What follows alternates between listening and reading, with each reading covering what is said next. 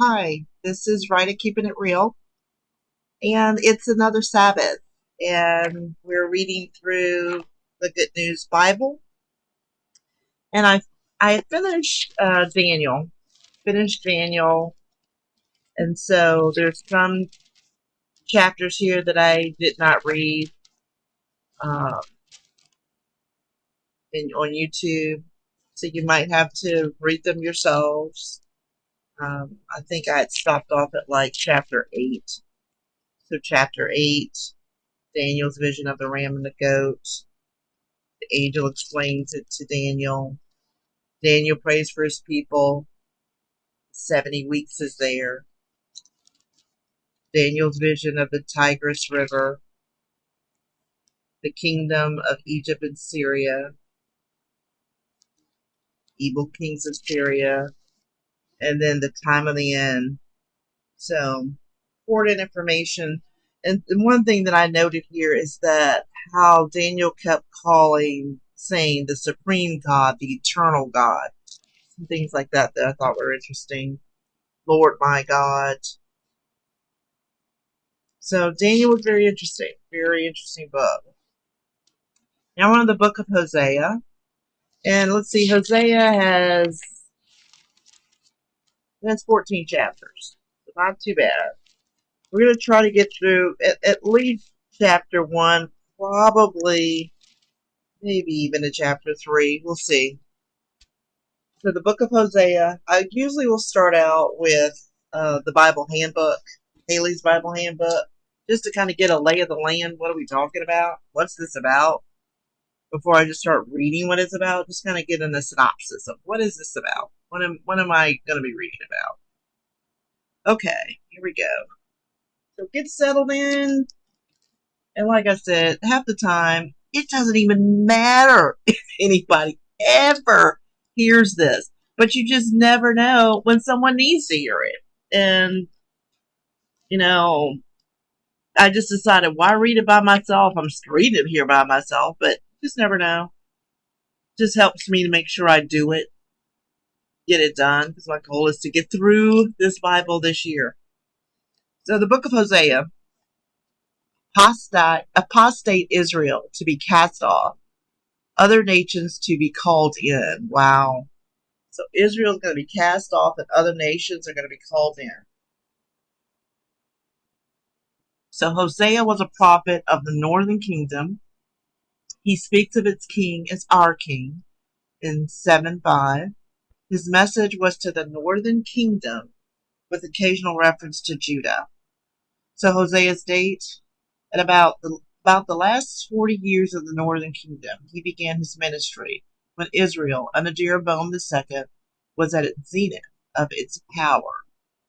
He was a younger contemporary of Amos, an older contemporary of Isaiah and Micah. As a child, he may possibly have known Jonah. The kings in whose reigns he prophesied were Uzziah, Jotham, Ahaz, Hezekiah, kings of Judah, Jeroboam II, king of Israel. That's a lot of kings. It's almost like when you think of the kings, think of the presidents, like of the United States. Like he prophesies through a lot of different changes in rulership. The approximate dates of these kings were as follows. Okay, here are the kings. Remember the northern and the southern kingdom was separated. So here are the kings in the northern kingdom, and he tells a little bit about those kings, how they were killed, or if they were cruel, or and then kings of Judah, the southern kingdom. So I'm just looking at this. It looks like the southern kingdom had good kings, more good kings than wicked kings. Talks about some controversy with the dates overlapping. So interesting. Okay, the situation. Some 200 years before Hosea's time, the 10 tribes had succeeded and set up an independent kingdom. 200 years before his time, the 10 tribes had succeeded. Okay? and set up an independent kingdom.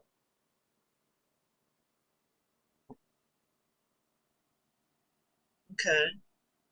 With the golden calf as its official national god. That's crazy. That is so crazy to me. The golden calf. Like you're gonna make a calf of gold and that's gonna be your god. But I just equate that to money. Money is our god this day and time. And I am pretending like I'm acting as if that is these numbers that these special numbers that on and off again I'll play in the lottery because I know they're coming out one day. I just know it. So between when I lived in North Carolina and living here in Virginia, on and off again, when I feel like I need to play, I'll play, and I feel like I need to play right now. So, and I think about playing the numbers. I think about like I never met him, but it was my grandfather on my mother's side. His name was Jellybean, but he ran the numbers in Danville, Virginia, before there was a lottery. And so, whenever I do it, I think about him. I think about their numbers, right? It's like, look, God is about these numbers. So however God's going to send it to you, that's how God's going to send it to you. And somehow, some way in my mind, sometimes I think, play those numbers. Play those numbers. Until for the last month or so, I've been playing the numbers. It's the same numbers. It's the same exact numbers. The numbers don't change. And it's like, so right now, if I play the numbers and those numbers win, then it's almost up to $1 million. It starts out at 200,000. It's just been, no one has won it. So it's up to like 900,000 right now. So I do this. I've always had an Excel spreadsheet and I keep track of my money, up to the dime, like every day. Right? Like I have a budget because I have a business. So I have commissions coming in. I have, bills going out. So I'm keeping track of that all the time on this spreadsheet. And in the spreadsheet, I just decided to put in, $500,000 as a line item, as income coming in. And what that looks like what that feel like, to have that in my name, in my bank account somewhere. Right. And so it's like, okay, what would I do here? How would that look? So I can get used to that feeling of it being there, like it's already there. Right. It's not, oh my gosh, I won. No, I already won, even though I haven't physically won. What does that feel like? What do I feel like inside? You got to go there. And I learned this from my dad, is that you have to go there before it can be there. Right? You have to feel it like it actually happened, whatever that thing is, whatever it is. But anyways, I don't know how I got off on that tangent. Oh, I know, because they had this golden calf, and I think that's kind of weird. But no, money is like our God, where it's supposed to be so great, but it's just a tool. It's energy, and you can bring the energy to you.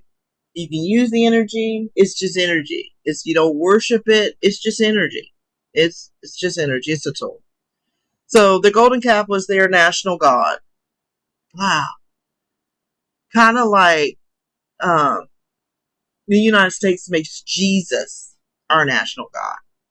And every time I think of that, I don't know why. I'm going here. I guess I'm going here because, like I said, one day my granddaughters may watch this. And it's almost like, oh, and this is my, honestly, this is my, I know I didn't start out here, but this is where I'm at. This is my, little, it's like a little art book that I write things down in. But my father gave me this object lesson of a 7-Eleven coffee cup years ago, probably 20 years ago, to look at the cup and find the cup on the wall. And I did it and I found it. And his point was anything you want, it's already there, right? And that's what he said to me. If you know what you're looking for, it's already there, right? So that's how much was actually at the time I wrote this the lottery number right there. And so it's like, yeah, okay. That's not what I wanted to show you. I wanted to show you I was studying the Hebrew letters, Hebrew alphabet. And the thing to know, one, about the Hebrew alphabets is that these Hebrew alphabets, when you look at Hebrew now, it's modern Hebrew. But there was Paleo Hebrew, which before they modernized it, which were more like pictures, and they meant things, right? So it's important when you're studying this, just study Paleo Hebrew when you're studying Hebrew. But the point I was trying to make was that look at the Paleo Hebrew, the name, the English, story behind it, how to write it in Paleo Hebrew. But then also, here's A through Z, and the Paleo Hebrew. And there's a lot of confusion around it. That's why I'm like studying it. These are the letters that either do not exist or were invented letters. F and J were invented letters. C, E, V, X did not exist in Paleo Hebrew. But the point is that J is an invented letter. So how are you going to have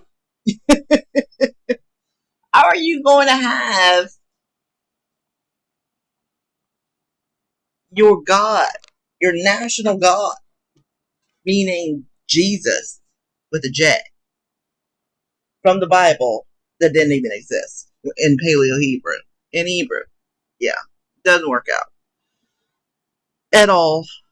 So don't think it's weird that they had a golden calf. We do too, right? So in the meantime, God had sent the prophets Elijah,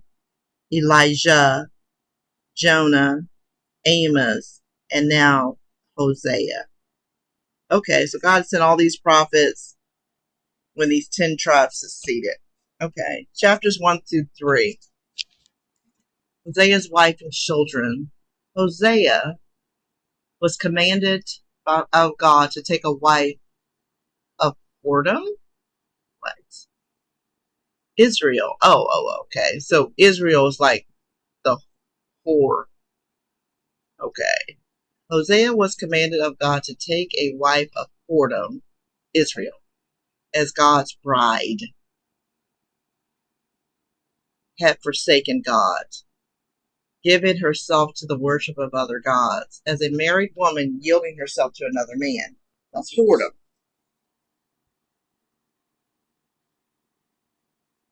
Was a fitting name for the nation as a whole in its spiritual adultery, and may not necessarily imply that Gomer herself personally was a lewd woman. However, the simple natural implication of the language is that it was an actual experience of Hosea's life, and a generally accepted interpretation is that Hosea, a prophet of God, was in reality commanded of God to marry an unchaste woman, as a symbol of God's love for wayward Israel, or a woman who, if she was chaste at first, afterwards proved unfaithful, left him, and became the paramour of a man who could better satisfy her fondness for luxury, and whom Hosea still loved and brought back. The idolatrous worship of the land was so universally accompanied by immoral practices that it was hard for a woman to be chaste, and whoredom in its literal sense was probably true of most of the women of the times. For Hosea, possibly it was a kind of woman or not at all. Some of the language applies to Hosea's family literally, some to the nation figuratively, some to both. Okay, so it's like a poem of sorts. The literal and figuratively alternating. His sentences fall like the throbs of a broken heart. Hosea's recovery of his wife, he brought her back, but required her to remain for a while without conjugal privilege. as a picture prophecy of Israel remaining many days without king and without sacrifice before their eventual return to their God and king, their king. No, their God and David, their king. The children. Not only was Hosea's marriage an illustration of the thing he was preaching, but he named his children for the main messages of his life. Jezreel, his firstborn, Jezreel, was a city of Jehovah bloodly brutality. The valley of Jezreel was the age-old battlefield on which the kingdom was about to collapse. By naming his child Jezreel, Hosea was saying to the king and to the nation, retribution of the hour of punishment has come. Lo Ruhamah was the name of the second child, meaning no more mercy for Israel, though there would be a respite for Judah. Lo Amani, name of the third. And when I think of these names, I look at these names like this. It's almost like, you know how you see how so-called black people name their children, these names that are made up, quote unquote, made up names. That's what this reminds me of. That's what we're trying to do. We don't even know we're doing that when we make up names. Is we're trying to get back to our original names here, not the Susans and the Marys and all of that. Okay, so Hosea then repeats the two names without the lo, not. So lo means not. Of the time when they would again be God's people. And in a play on words predicts the day when other nations would be called the people of God. Wow, look at that. He predicts the day. We know what that's about. He predicts the day when other nations would be called the people of God. It's 110. Okay. A passage which Paul quotes as meaning the extension of the gospel to the Gentiles. Wow, that's an important passage right there. So right now I'm just kind of reading through this to get through the Bible, but it's really is to be studied. Where you take these verses and you would go from, Hosea 1:10 and then go to Romans 9:25 and see if that makes sense. Because you can put it in this book right here all he wants, but that doesn't mean that's what it is. Because the Holy Spirit will tell you what it is. But this is a guide to what it could be. That's how I look at this. This is not the end all to be all. Okay, so that's chapters 1 through 3. Okay. Well, we'll probably get through chapter 1 at least, and then come back for 2 and 3. We'll see. Let's see where it takes us. We're already in the 17 minutes here, so. Okay, so now this is from the Good News Bible. Easy reading. Trying to get through it to make sense of it. The book of Hosea. The prophet Hosea preached in the northern kingdom of Israel after the prophet Amos.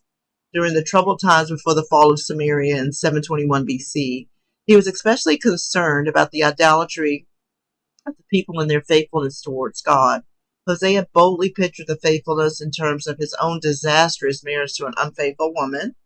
Just as his wife Gomer turned out to be unfaithful to him, so God's people had deserted the Lord.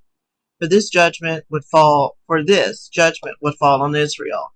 Yet, in the end, God's constant love for his people would prevail, and he would win the nation back to himself and restore the relationship. This love is expressed in the moving words. How can I give up on you? How can I give you up, Israel? How can I abandon you? My heart will not let me do it. My love for you is too strong. Wow. Oh, just imagine, that's the Almighty. Almighty, how much the Almighty loves his people. Something right there. So the outline of the contents. Hosea's marriage and family. That's what we're going to try to get through. Message, and I don't want to say get through. I'm not trying to get through it. I mean, that just is bothering me that I just said that. I'm not trying to get through it. I mean, in a way I am, only because I've been working on reading this since 2001. And it's like I am going to finish it. It's like there's nothing more important to me than finishing this. Not that I remember any of this that I've read. I mean, sometimes I look at it and I think, what was that about? but I read it, and now it's like after I could just say I read it, then I can study it, right? Okay. So chapter 1, this is the message which the Lord gave Hosea, son of Beri, during the time of Uzziah, Jotham, Ahaz, and Hezekiah were kings of Judah, and Jeroboam, son of Joash, was king of Israel. Hosea's wife and his children. When the Lord first spoke to Israel through Hosea, I mean, Hosea. So it's like the Lord is still speaking. I remember, I used to go to the Church of Christ for 15 years. I call it my Sunday, Wednesday religion. And I really did learn a lot about the Bible. I thought I had the quote unquote truth. And that's why I shy away from saying, I understand and I got the truth. I know what I'm talking about. Because I thought I had it then. I thought the proof text that they were giving me, I thought the Church of Christ was the, the true church and all of that. No instruments of music, a cappella singing. It all made sense. I was like, aha, okay, I'm smart. I figured it out. And then it was like, I read it was some verse, I can't remember. It was about baptism, I think it was. And that crushed everything I thought. It's like there were many different types of baptisms. And it was like, I remember then I really started studying all the types of baptism. And it was like, this doesn't make sense. And I remember I started asking questions and people couldn't answer them. And I realized, wait a minute. And then that just took me into all types of studying all the religions. And I went to all the different types of, religious type of practices. And so that's why even now, when I get to, I think I got it, who the real Israelites are, what this Bible is about, who this Bible is for, I shy away from saying, I got it. Because I thought I had it then. I thought I've had it many times. And it keeps changing. So it's like, I don't know if you ever got it. I think you can get more of it. But you got the whole thing. Not if you're continuing to study and grow. I think I'm closer. I think it's making more sense. I'm glad for my journey. So, I don't know what took me there either. But when the Lord first spoke to Israel through Hosea, he said to Hosea, go and get married. Your wife will be unfaithful. Wow. And your children will be just like her. Whew. Oh, that's sad. It's sad. This is what it is. Where are we? Got this it's like a little, and I'm sure younger people would know what this is, but it's like a little, magnifier. Bought it from teaching Medicare. I thought I was going to teach Medicare like this online, but it's probably better use. Your children will be just like her. In the same way my people have left me and became unfaithful. So Hosea married a woman named Gomer, the daughter of Diblaim. After the birth of their first child, a son, the Lord said to Hosea, name him Jezreel, because it will not be long before I punish the king of Israel for the murders that his ancestors Jehu committed at Jezreel. I am going to put an end to Jehu's destiny, and in Jezreel Valley I will at that time destroy Israel's military power. Wow. So God can destroy a military power. Keep that in mind. Everything kind of relates back to today. I don't care how many ships you got. I used to work at a shipyard building aircraft carriers, huge vessels, submarines, you know. I don't care how many you build. I don't care how much it costs. Because, what does that say? God said it. I will destroy Israel's military power. I can destroy your power. Boom. Just like battleships. You're like little bitty nothings to me. I can knock them off the board. God has that power and right to do it. You think about, I just keep, okay. Gomer had a second child. This time it was a girl. The Lord said to Hosea, name her unloved, because I will no longer show love to the people of Israel or forgive them, but to the people of Judah I will show love. Ooh. I, the Lord their God, will save them, but I will not do it by war, with swords or bows or arrows, or with horses or horsemen. After Gomer had weaned her daughter, she became pregnant again and had a son. The Lord said to Hosea, name him not my people, because the people of Israel are not my people, and I am not their God. Wow, wow, wow. I mean, this is like, I don't even know what's happening to me. This is amazing.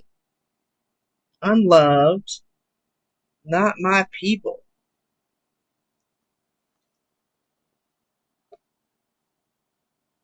Israel is to be restored.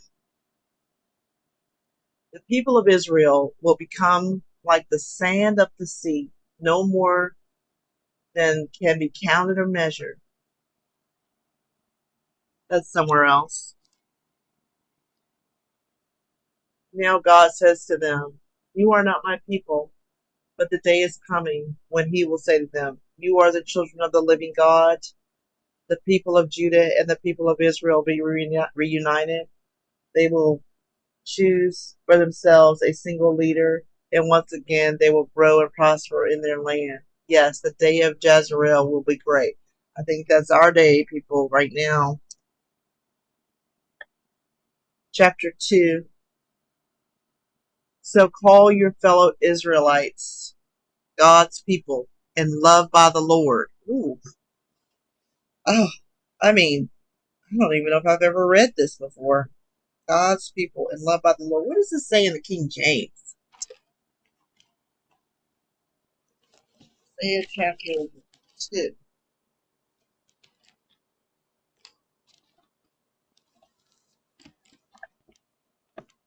Hosea chapter 2.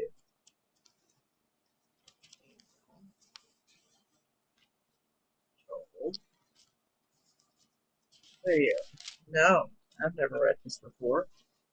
At least not here. Say to your brethren, Amani, and your sisters, Ramiah, plead with your mother. Plead, for it is not my wife, neither I am her husband. Wait. Say to your fellow Israelites, God's people and loved by the Lord. Say to your brethren. Oh, that's what that means. Okay.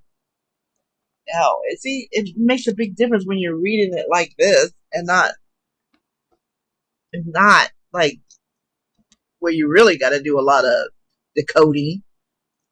Say to your people, Israelites, God's people, and loved by the Lord. Unfaithful Gomer, unfaithful Israel. My children, plead with your mother, if she is no longer a wife to me, and I am no longer her husband. Plead with her to stop her adultery and prostitution. If she does not, I will strip her as naked and as she was on the day she was born. I will make her like a dry and barren land, and she will die of thirst. I will not show mercy to her children. They are the children of the shameless prostitute. She herself said, I will go to my lovers. They give me food and water and wool and linen, oil, olive oil and wine. So I'm going to fence her in.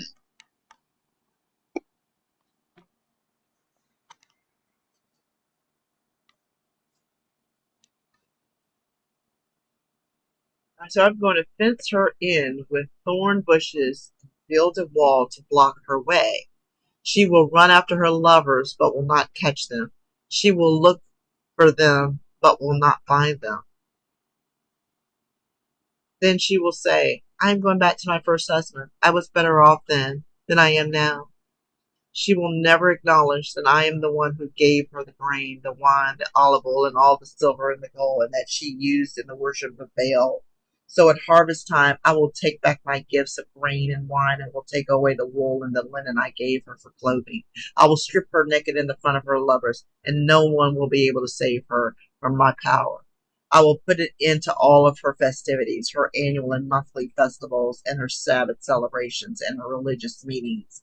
I will destroy her grapevines and her fig trees, which she said her lovers gave her for serving them. I will turn her vineyards and orchards into a wilderness. Wild animals will destroy them. I will punish her for the times that she forgot me, when she burned incense to Baal and put on her jewelry to go chasing after her lovers. The Lord has spoken. The Lord loved for his people.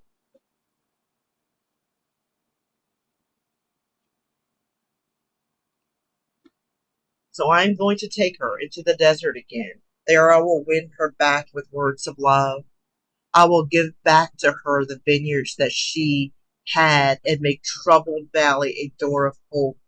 She will respond to me there, as she did when she was young, when she came from Egypt. Then once again she will call me her husband, and she will no longer call me her Baal. And I will never let her speak the name of Baal again. At that time I will make a covenant with all the wild animals and birds, so that they will not harm my people. I will also remove all weapons of war from the land, all swords and bows, and I will let my people live in peace and safety. That's important. Israel, I will make you my wife. I will be true and faithful. I will show you constant love and mercy, and make you mine forever. I will keep my promise and make you mine, and you will acknowledge me as Lord. At that time I will answer the prayers of my people Israel. I will make rain fall on the earth, and the earth will produce grain and grapes and olives. And I will establish my people in the land and make them prosper. I will show love to those who were called unloved, and to those who were called not my people. Powerful. I will say, you are my people, and they will answer, you are our God. Powerful. We're going to read chapter 3, and then I'm going to go back in color. Hosea, the unfaithful woman. The Lord said to me, go again and show your love for the woman who is committing adultery with a lover. You must love her just as I still love the people of Israel, even though they turn to other gods and like to take offerings of raisins to idols. So I paid 15 pieces of silver and 7 bushels of parsley to buy her. I told her that for a long time she would have to wait for me without being a prostitute or committing adultery, and during this time I would wait for her, in just the way the people of Israel will have to live for a long time without kings or leaders, without sacrifices or sacred stone pillars, without idols or images to use for divination. There, divination. Wow. Mm. But the time will come when the people of Israel will once again turn to the Lord their God and to the descendants of David their king. Then they will fear the Lord and will receive his good gifts. And what's coming to me is that, yes, you can use divination. I've used divination with, certainly the pendulum works for me.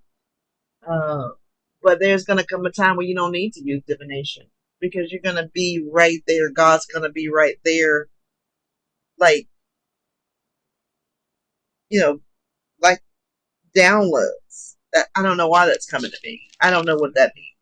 I don't even know what that means. Why I even said that. But something is saying that, the tools that we use for divination may not be needed in the future. We'll be in such a relationship with the Most High. That's what it came to me. So what is this picture of?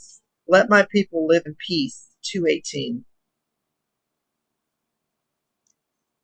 At the time I will make a covenant with all the wild animals and the birds So the wild animals and the birds, so that they will not harm my people. So the wild animal and the birds, they won't harm people.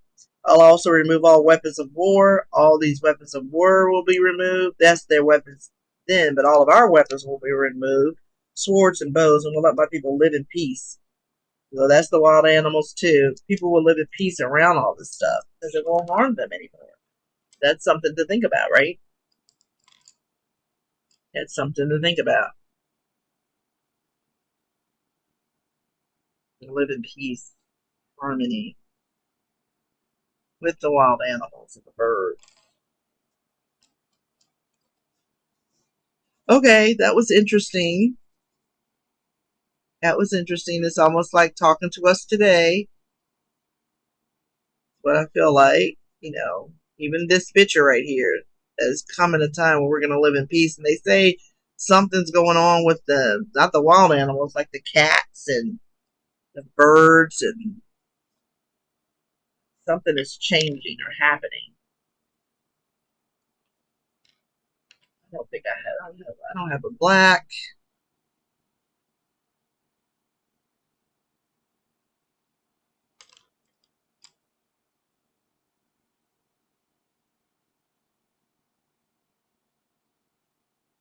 I don't know. What does it make? What does it make? You guys think about what I just read. Think about it for yourselves. What does it mean to you? What's all this mean?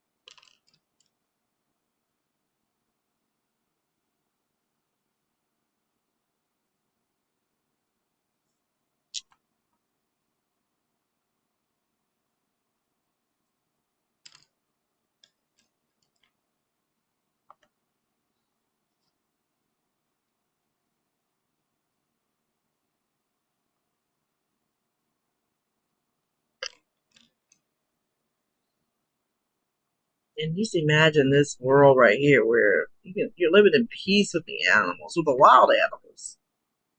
Kind of think about just like David.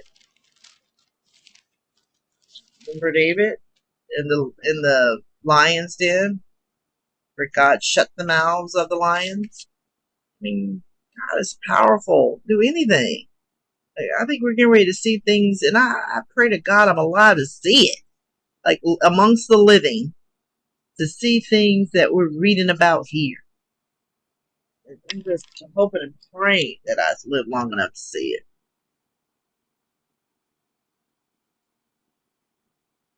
Is this supposed to be Gomer and his wife? I think so. Gomer, his wife, his son and daughter. Maybe. I mean, not Gomer, his wife. Hosea, Gomer, and their two kids.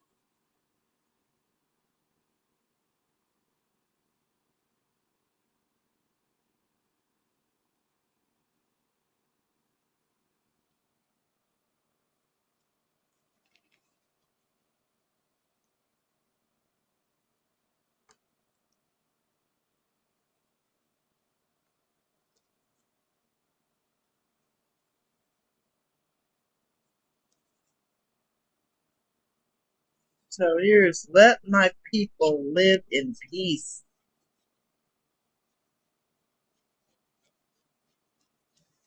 Live in peace. I mean, do we even know what that is? You know what that feels like? I mean, to me, it's always been, things are going great, great, great, great, great. But in the back of your mind, you're like, I gotta be ready when the rug is pulled and the other shoe falls. Like, I gotta be ready for that. Can't just go too high. Gotta stay, like, semi on guard. Whatever's coming. No.